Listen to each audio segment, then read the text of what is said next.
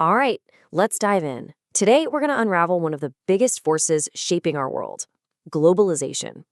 Now, I know it sounds like a textbook buzzword, but it's really this incredible story of how our planet got so interconnected, weaving together people, economies, and cultures in a way we've just never seen before. So, how did it all start?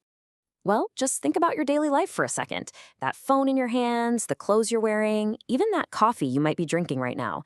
Chances are they've all taken a pretty wild journey across the globe to get to you. And that journey, that is globalization in a nutshell. It's this complex web that touches, well, pretty much everything. So, what's the official definition? At its heart, globalization is all about interaction and integration. It's really pushed forward by international trade and investment, the flow of money and goods. But the real game changer, the thing that kicked it all into high gear, is information technology. That's the jet fuel. But this whole story didn't start with the internet. Oh, not even close. The very first threads of this global tapestry were woven centuries ago, back in the age of sail, when everything was powered by nothing more than the wind. Okay, so here's a quick roadmap of our journey. We're going to start way back in the 1600s with those first sea routes. Then we'll hit the 1800s, when the age of steam made the world feel a whole lot smaller. After 1945, we see a whole new system get built. And then, of course, the 1990s hit, and the information age just puts everything on hyperdrive. In those early days, man, global trade was a huge undertaking. We're talking about ships spending months at sea just to connect continents and trade things like spices, textiles, and sugar. This is when you see the rise of these huge plantation economies, which, when you think about it, created the world's very first global supply chains. They were just incredibly slow. Now, let's jump forward to the 19th century. This is where the pace really starts to pick up, and I mean dramatically. A whole wave of new inventions during the Industrial Revolution didn't just speed things up, it completely changed the game. And this right here, this is the key. Technology became the engine of connection. For centuries, the sheer distance between places was this massive barrier. But a few key innovations were about to come along and just shatter those barriers of time and space. I mean, just look at the difference here. The shift was insane. Imagine waiting months, literally months, for a letter to get across the ocean. Then suddenly, with the telegraph, that message is basically instant. And goods that took weeks by sail, now they can move in a matter of days by steamship and train. The world didn't just get faster, it actually got smaller. So flash forward, the world is coming out of two devastating world wars, and global leaders realized they need a totally new approach. They figured that to avoid more conflict, countries needed to be tied together economically. They needed to create a shared rulebook for how the whole world would do business. And this is what led to what you could call a global economic operating system. It kicked off in 1947 with the GATT agreement. Basically, a bunch of countries got together and agreed to lower trade barriers, especially tariffs, which are just taxes on imported goods. And once you make those taxes lower, it suddenly gets way cheaper and easier to trade across borders. This whole thing eventually grew into the World Trade Organization, or WTO, which is still setting the rules for global commerce today.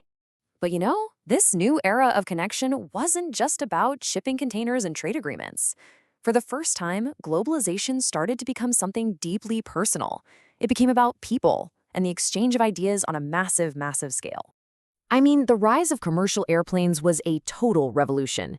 All of a sudden, it was actually possible for regular people to fly across the planet.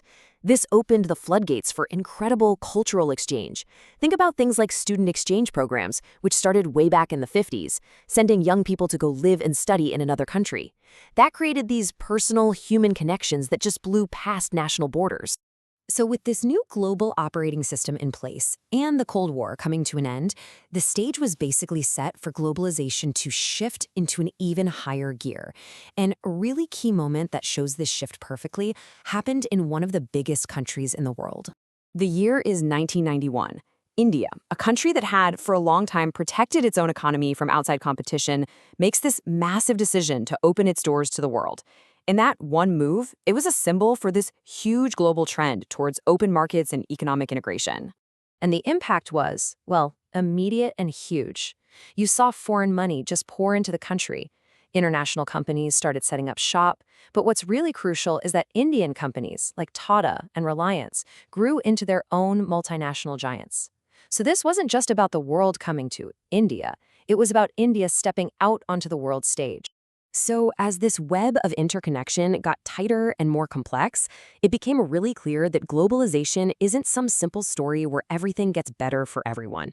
For all of its amazing benefits, it has this other side, a much more complicated and often challenging side. On the one hand, yes, it's fueled incredible economic growth and given us access to a world of new stuff and new ideas. But you have to flip the coin. It's also contributed to a widening gap between the rich and poor.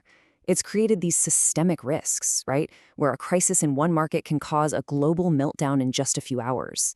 And it's sparked some really legitimate fears about losing unique local cultures. And this quote, I think, just really nails it. Globalization is basically a dual-engine process. You've got the relentless march of technology pushing it forward, but it's steered and shaped by the institutions, the rules, the agreements that we as a global community decide to build. And that really leaves us with the big question of our time, doesn't it? We can't put the genie back in the bottle. Our world is connected, period. So the real challenge for all of us is figuring out how we guide this incredibly powerful force. How do we build a globalization that's not just fast and efficient, but also fair and resilient and works for everyone?